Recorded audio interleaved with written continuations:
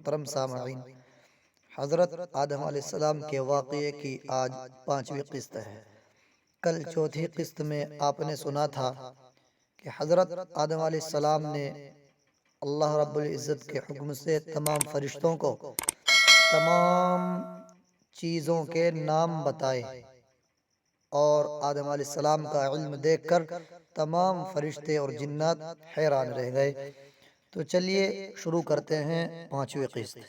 بسم اللہ الرحمن الرحیم۔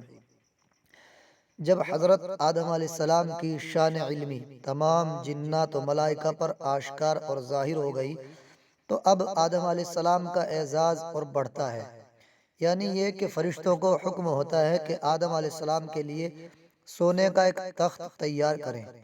چنانچہ اسی وقت اس شان و شوکت کا ایک تخت تیار ہوا جس کے 300 پائے تو یاقوت سرخ کے تھے، اور دوسری تیاری کی تو کوئی انتہا نہیں۔ پھر حضرت آدم علیہ السلام کو جنت کی شہنشاہی کا وہ لباس فاخرہ اور جنت کے وہ ریشمی حلے پہنائے گئے جس کی خوبی کوئی بیان نہیں کر سکتا، اور پھر جنت کے جواہرات اور مرصع کاری کے زیور زیب تن کیے گئے، اور جنت کا تاج سر پر رکھا گیا، اور پھر اس تخت پر ان کو بٹھایا گیا۔ اس وقت آدم علیہ السلام کا حسن و جمال، اللہ اللہ، تخت شاہی پر بیٹھ کر جب آپ جوش مسرت میں آ کر مسکرائے ہیں تو جنت میں ایک دن نکل آیا، اور فرشتے حیرت اور ششدر رہ گئے۔ پھر حکم خداوندی ہوا کہ آدم کا تخت فرشتے اپنے کندھوں پر اٹھائیں اور آدم علیہ السلام کو 7 آسمانوں کی سیر کراتے ہوئے عرش معلیٰ کے قریب تخت کو لا کر رکھ دیں۔ چنانچہ فرشتوں نے ایسا ہی کیا، یعنی 7 آسمانوں میں آپ کا جلوس نکالا، اور پھر عرش معلیٰ کے قریب آپ کا تخت لا کر رکھا۔ اور اب 14 توقع فرشتوں کو آدم علیہ السلام کی زیارت کا حکم آیا۔ جب تمام ملائکہ وہاں حاضر ہو گئے تو تمام ملائکہ کو حکم الہی ہوا، اے فرشتوں، اسجدوا لآدم، یعنی اے میرے مطیع و فرما بردار فرشتوں، آدم کو سجدہ کرو۔ چنانچہ یہ حکم الہی سنتے ہی یہاں سے وہاں تک تمام فرشتے حضرت آدم علیہ السلام کے سامنے گر گئے۔ لکھا ہے کہ سب سے پہلے حکم الہی سن کر سجدے میں جو گرے ہیں وہ حضرت جبرائیل علیہ السلام ہیں، جن کو سب سے اعلیٰ خدمت اللہ تعالیٰ کی جانب سے مرحمت ہوئی، یعنی آپ کو وحی کا کام عطا ہوا۔ پھر اسرافیل علیہ السلام سجدے میں گئے، جس کو اس صلے میں باران رحمت کا کام عطا ہوا۔ پھر اسرافیل علیہ السلام سجدے میں گئے، جن کو اس صلے میں نفخ صور کی خدمت تفویض ہوئی۔ پھر اسرائیل علیہ السلام سجدے میں جھکے، جن کو اس صلے میں معصومیت اور مقربین کا خطاب دیا گیا۔ اس وقت کا جوش و خروش جب کہ آدم علیہ السلام عرش معلیٰ کے نیچے جنت کے تخت پر جلوہ فروز ہیں، اور 14 طبقے فرشتے ان کے سامنے سجدے میں پڑے ہیں۔ آہ اے آدم تیرا جاہ و جلال، آہ اے مٹی کے پتلے با کمال، سڑ رہی تھی کل تیری مٹی کہیں، آج تیرا جز خدا ثانی نہیں۔ کل مٹی جا رہی تھی تیری خاک، آج کیسا بن گیا تو ذات پاک۔ کل تیری پرشش نہ تھی اے خاکسار، آج تو کس شان پر ہے برقرار۔ کل تیری مٹی تھی اور ملک حجاز، آج تو ہے اور عرش بے نیاز۔ دیکھ کر یہ آج کا جاہ و جلال، ہو نہ جائے دیکھ تیرا غیر حال۔ آ نہ جائے دل میں کچھ تو تیرے غرور، خاک ساری سے نہ ہو اصلاً نفور۔ آج کی عزت سے اے مسند نشیں، آنے والے کل کو تو بھولے نہیں۔ کل کی حالت دل میں ہو کل کا خیال، آج کا فانی ہے سب جاہ و جلال۔ تخت پر تو قبر کو نہ بھول، آتی جاتی ہے رونا نہ بھول۔ تاج سر پر رکھ کے تو اترا نہ جا، بلکہ دل میں رکھ بہت خوف خدا۔ نفس کو اپنے نہ تو آزاد کر، نفسی نفسی کا زمانہ یاد کر۔ آج گو تو برسر افلاک ہے، خاک کا پتلا ہے آخر خاک ہے۔ چوٹ لگتی ہے کلیجے پر مدیر، پڑتی ہے الفاظ سے دل میں لکیر۔ جب تمام فرشتوں نے آدم علیہ السلام کو سجدہ کیا الا ابلیس، مگر عزازیل جس کا لقب آج سے ابلیس ہوتا ہے اس نے سجدہ نہیں کیا۔ اس کے متعلق لکھا ہے کہ جب فرشتوں نے آدم علیہ السلام کو سجدہ کیا تو پورے 100 برس تک تمام فرشتے سجدے میں پڑے رہے۔ پھر جب انہوں نے سجدے سے سر اٹھایا تو دیکھا کہ عزازیل یعنی ابلیس حضرت آدم علیہ السلام کی طرف سے منہ موڑے اکڑا ہوا کھڑا ہے اور سارا منہ اس کا سیاہ ہو رہا ہے، جو آج سے پہلے نہایت خوبصورت تھا وہ آج ایک خوفناک دیو کی صورت میں نظر آتا ہے۔ ابلیس کی یہ بری حالت دیکھ کر تمام ملائکہ خوف خداوندی سے پھر سجدے میں گرے، جس میں انہوں نے اپنی اطاعت اور اپنی خیریت پر لاکھ لاکھ شکر خداوندی ادا کیا۔ یہاں جناب رسول اللہ صلی اللہ علیہ وسلم فرماتے ہیں کہ یہ دو سجدے فرشتوں کے مولا کو پسند آئے، اسی لیے اس نے اپنے تمام بندوں پر نماز میں دو سجدے فرض کیے، ایک فرما برداری کا اور دوسرا شکریہ کا۔ یہ ہے دو سجدوں میں نکتہ اور راز جن سے خوش ہوتا ہے رب بے نیاز، حیف جو سجدوں سے رہتے ہیں جدا، مثل شیطان ان سے ناخوش ہے خدا، سجدہ مولا سے جو بیزار ہیں وہ بس ابلیس ہیں فی النار ہیں۔ جب دوبارہ تمام ملائکہ سجدے سے اٹھے تو حضور رب العلا کا ارشاد ہوا، قال یا ابلیس ما منعک ان تسجد لما خلقت بیدی استکبرت ام کنت من العالین، یعنی اے ابلیس آدم کو سجدہ کرنے سے مجھے کس چیز نے روکا؟ اس سے کہ بتایا میں نے اس کو اپنے ہاتھوں سے، ابلیس تو نے غرور کیا، تو نے اپنے آپ کو بڑا مرتبہ والا سمجھا۔ چنانچہ جواب میں ابلیس کہتا ہے قال انا خیر منہ خلقتنی من نار وخلقتہ من طین، یعنی میں آدم سے بہتر ہوں کیونکہ مجھے تو نے آگ سے پیدا کیا ہے اور آدم کو خاک سے، پھر میں آگ کا بنا ہوا خاک کے پتلے کو کیوں سجدہ کروں؟ کتب تفاسیر و تواریخ میں مرقوم ہے کہ ابلیس نے صرف اس زعم میں نافرمانی کی کہ آدم کی اصل اعلیٰ اور افضل نہیں ہے، یعنی مٹی کی اصل ہے، مگر ابلیس خاک کی بزرگی اور اس کی صفات سے بالکل غافل رہا اور اس کی خوبیوں میں سے ایک خوبی بھی اس کے ذہن میں نہ آئی۔ اسے یہ خبر نہ تھی کہ خاک میں بے انتہا بردباری کا مادہ ہے جو عالم کے بوجھ کو آسانی سے کھینچ سکے گی، اور وہ بار برداری سے منہ نہ پھیرے گی اور تمام جہان کو فائدہ پہنچائے گی۔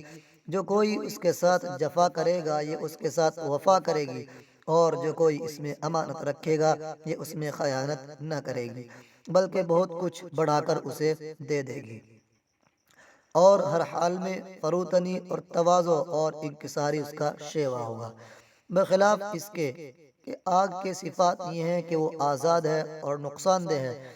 وہ بعض چیزوں کو اس سے نفع ہے لیکن ضرر اور نقصان اس کے بہت زیادہ ہیں۔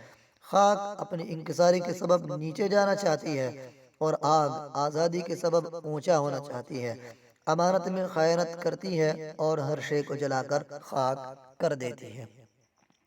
آگ سے مٹی کا کیا رتبہ بڑھا جن سے بس انسان بازی لے گئے، آتش سے مٹی کے صفات ہو گئے انسان سے جنات مات، گو ہے دونوں ہیں بہت اچھے برے لیکن اس کا فضل ہے وہ جس کو دے، خاک کو افلاک پر پہنچا دیا تیرے قربا جائیے رب العلا، جلوہ گر جس چیز میں ہو جائے تو آبرو کہلائے اس کی آبرو۔ جب ابلیس نے عذروئے غرور و تکبر آدم علیہ السلام کو سجدہ کرنے سے انکار کیا تو اسی وقت ارشاد عالی ہوا، قال فاخرج منها فإنك رجیم وإن عليك لعنتی إلی یوم الدین۔ فرمایا اللہ تعالیٰ نے اے ابلیس آسمانوں سے نکل، تو راندہ درگاہ ہو گیا، اور آج سے قیامت تک تجھ پر میری لعنت برسے گی، اور لوح محفوظ پر جو تو شیطان رجیم لکھا ہوا دیکھا کرتا تھا نا، اور جس پر تو نے 1000 برس تک لعنت کی، وہ تو ہی مردود ہے۔ چنانچہ یہ حکم ہوتے ہی ابلیس کا تمام لباس بزرگی و کرامت اتار لیا گیا اور اس کو لعنت و پھٹکار کا جامہ پہنا دیا گیا اور ملعون کر کے مقام قرب سے نکال دیا گیا۔ پھر سب سے پہلے حضرت جبرائیل علیہ السلام نے اس پر لعنت کی، پھر میکائیل علیہ السلام نے، پھر اسرافیل علیہ السلام نے، پھر تمام ملائکہ نے اس پر لعنت کا میہ برسایا۔ لکھا ہے کہ شیطان کا حسن و جمال ملائکہ سے اچھا اور بہت اچھا تھا۔ اس کے بازوؤں میں جو پر تھے وہ یاقوت سرخ اور زمرد سبز کے تھے اور نہایت نورانی صورت تھی، مگر آج غرور اور نافرمانی کے سبب ایسی صورت ہو گئی کہ جو دیکھتا تھا وہ اس پر لعنت ملامت کرتا تھا۔ اس کے بعد فرشتوں نے اس کے پر نوچے اور آسمان سے زمین پر پھینکنا چاہا تو نہایت واویلا کرتے ہوئے ابلیس نے حضور رب العزت میں عرض کیا، انظرنی الی یوم یبعثون، یعنی خداوند اگر تو اپنی حضوری سے مجھے نکالتا اور راندہ درگاہ کرتا ہے تو کم از کم ایک مہلت مجھے ضرور دی جائے، وہ یہ کہ میں قیامت تک زندہ رہوں، چونکہ اس کی درگاہ میں سائل کا سوال پورا کیا جاتا ہے، سائل کو نہیں دیکھا جاتا کہ وہ نیک ہے یا بد۔ اسی وقت ارشاد ہوا، انک من المنتظرین، اے ابلیس ہم نے تجھے مہلت دی کہ اب تو قیامت تک زندہ رہے گا۔ پس جب قیامت تک زندہ رہنے کا اسے پروانہ مل گیا تو اب وہ فرشتوں کے دھکے کھاتا اور کہتا ہوا نکلا، فَبِعِزَّتِكَ لَأُغْوِيَنَّهُمْ أَجْمَعِينَ، مولا مجھے قسم ہے تیرے عزت و جلال کی، میں بھی تمام اولاد آدم کو گمراہ کروں گا اور ہر طرح سے ان کو بہکاؤں گا، الا عبادک منہم المخلصین، مگر تیرے خالص بندے میرے قبضے کے نہیں ہوں گے۔ جس کا جواب اللہ تعالیٰ کی طرف سے ابلیس کو یہ ملا، یعنی میں سچا ہوتا ہوں اور سچ کہتا ہوں کہ میں بھی تجھ سے اور تیرے سب تابع داروں سے جہنم کو لبریز کر دوں گا۔ اس کے بعد ملائکہ نے ابلیس لعین کو پکڑا اور آسمانوں سے کھینچتے ہوئے اسے زمین پر لائے اور ایک زخار سمندر میں اسے ڈبو دیا، جہاں سالہ سال وہ اس میں ڈوبا رہا۔ پھر جب اس لعین نے سمندر میں سے اپنا منہ نکالا تو چہرہ اس کا جھلسا ہوا اور آنکھیں نیلی ڈراؤنی، نعوذ باللہ۔ لکھا ہے کہ ابلیس کی اس دن سے ایسی خوفناک صورت کر دی گئی کہ جو کوئی اسے اصلی صورت میں دیکھ لے تو مارے دہشت کے اس کا کلیجہ پھٹ جائے اور اسی وقت مر جائے۔ تکبر عزازیل را خار کرد، بزندان لعنت گرفتار کد۔ تکبر سے مسلم کو کیا واسطہ کہ ابلیس جس شے سے راندہ گیا، تکبر سے مومن کو کیا کام ہے کہ ابلیس کا یہ بد انجام ہے۔ تکبر سے کیا کلمہ گو کو غرض کہ ابلیس کا ہے یہ گندا مرض۔ تکبر سے عالم کو کیا مدعا، عزازیل جس شے سے ملعون ہوا۔ تکبر سے کیا کام درویش کو، دیا جس نے ابلیس کو بس ڈوبو۔ تکبر ہو کیوں دل میں ذی جاہ کے، وہ عزازیل ابلیس کو دیکھ لے۔ تکبر نہ ہو سلطنت پر کبھی کہ ابلیس کی تھی حکومت بڑی۔ تکبر سے بچتا رہے ہر بشر کہ شیطان ہوا اس سے زیر و زبر۔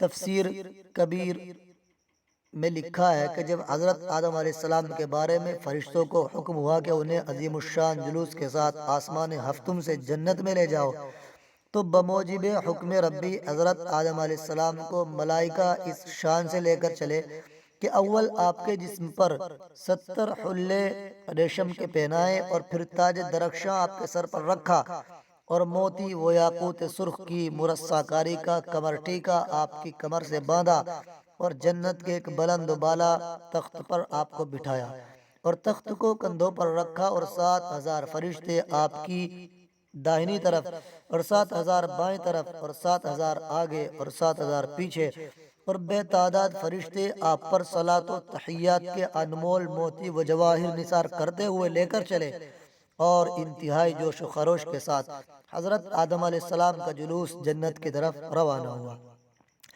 قدم قدم پر مقربین فرشتے آواز دیتے اور پکارتے ہیں کہ اے رضوان جنت، جنت کے دروازے کو کھول اور جنت کو انتہائی درجے آراستہ و پیراستہ کر کہ آج آدم صفی اللہ و خلیفۃ اللہ تشریف لاتے ہیں۔ چنانچہ فرشتوں کی آواز پر رضوان نے جنت کا دروازہ کھولا۔ فرشتوں کی مدد سے جنت کو آراستہ و پیراستہ کر کے خود آپ کے استقبال کے لیے جنت کے دروازے پر آ کر کھڑا ہو گیا۔ اتنے میں آدم صفی اللہ کی سواری جنت کے دروازے پر پہنچی، جہاں رضوان جنت نے بڑے تپاک سے آپ کا استقبال کیا اور پھر خود اس ذیشان جلوس کے ساتھ یعنی حضرت آدم علیہ السلام کو لے کر جنت میں داخل ہوا۔ جب حضرت آدم صفی اللہ جنت میں پہنچے تو آدم علیہ السلام کے نام حکم خداوندی آیا کہ اے آدم، ہم نے تم کو اپنی قدرت کے ہاتھوں پیدا کیا اور تمہارا مٹی کا قالب بنا کر اس میں اپنی خاص روح دم کی۔ اب بہشت میں تم نہایت مسرور اور شادمانی کے ساتھ رہو اور جنت کی تمام نعمتوں سے با آرام تمام لذتیں حاصل کرو، مگر مجھ سے ایک عہد کرو اور اس پر پابند رہنا۔ آدم علیہ السلام نے جنت میں داخل ہونے اور جنت کی تمام نعمتیں مل جانے کا ہزار ہزار شکریہ ادا کیا، اور پھر تعجب کے ساتھ یہ دریافت کیا کہ اے میرے خالق و مالک، وہ کون سا عہد ہے جس کا مجھے پابند ہونا ضروری ہے؟ ارشاد عالی ہوا، اے آدم، شیطان کا کہنا نہ ماننا، اور وَلَا تَقْرَبَا هَذِهِ الشَّجَرَةَ، یعنی اس قسم کا جو گیہوں کا درخت ہے اس کے قریب بھی نہ جانا۔ چنانچہ آدم علیہ السلام نے اس وقت اللہ تعالیٰ سے عہد کیا اور اپنے اس عہد پر فرشتوں کو گواہ بنایا، اور پھر آدم علیہ السلام بآرام تمام جنت میں رہنے سہنے لگے۔ اس کے بعد تمام جنات کی سیر میں مشغول ہوئے، چنانچہ ایک ایک جنتی فرزند کے محلات و باغات آپ کو دکھائے گئے۔ پھر آپ وہاں کی لامحدود سے مالا مال ہو کر نہایت خوشحالی میں زندگی گزارنے لگے، ہزارہ قسم کے میوے نوش کرتے، رنگ برنگ کی نہروں سے مزید اور لذیذ پانی پیتے، اور عجیب سرور کے عالم میں ہیں، مگر مقتضائے بشریت وہاں کوئی اپنا ہمجنس انسان نہ دکھائی دینے سے آپ کا دل اداس ہے، اور وہ باغ بہشت میں باغ نہیں ہوتا۔ معلوم ایسا ہوتا ہے کہ حضرت آدم علیہ السلام اپنے کسی مونس اور ہمجنس کی تلاش کرتے ہیں، اور ہمجنس یعنی انسان کی از بس ضرورت ہے۔ مونس و ہمدم کے وہ طالب رہے اور تنہائی سے بس گھبرا گئے، نعمتیں سب ہیں مگر مونس نہیں، پاس ہے اپنا نہ کوئی ہم نشی، دیکھتے ہیں ہر طرف مڑ مڑ کے بس ہاں نہیں دکھلائی دیتا ایک کس، منہ سے کچھ کہتے نہیں انجان ہے، دل ہی دل میں آپ بس حیران ہے، رحم آیا آپ پر اس ذات کو جو ابھی دیتا ہے پتلی ساتھ کو۔ محترم سامعین، آج کے لیے بس اتنا ہی، کل ملتے ہیں چھٹی قسط میں۔ السلام علیکم ورحمۃ اللہ وبرکاتہ۔